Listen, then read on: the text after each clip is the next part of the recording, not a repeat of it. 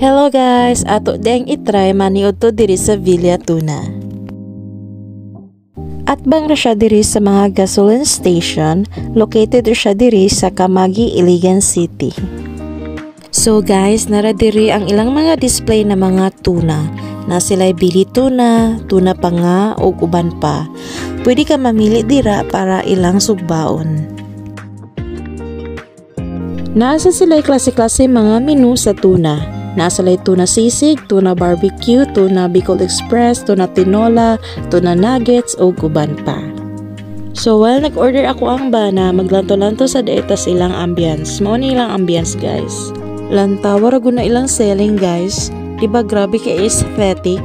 Instagrammable kaayo siya. Kung makabantay din mo guys na naay nagbitay-bitay diha ng mga hearts and balloons, kani nga video, gi-record din ako siya atong February 14. Karon lang dyan na ako na-upload kay busy ang life. So kani po na time guys, nasa live pa free nga ice cream. Pwede ka diha mangayo sa ilahag ice cream. So while waiting, mao din ni among gipasugba na tuna belly ug tuna panga. So awar guni guys, mao ni amo ang tuna belly, grabe ka juicy. Mao ni siyang itsura guys ug amo ang tuna panga.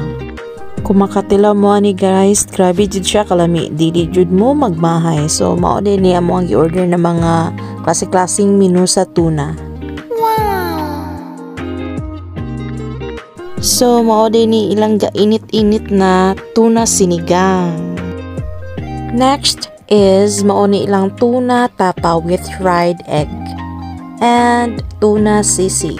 Kaganihan nagbukal-bukal pa jud ni siya sa kainit ba, karon na taod-taoran na. Nayon mao nila ang tuna Bicol Express. Oh my god, kung makatilaw mo ni guys, grabe kalami.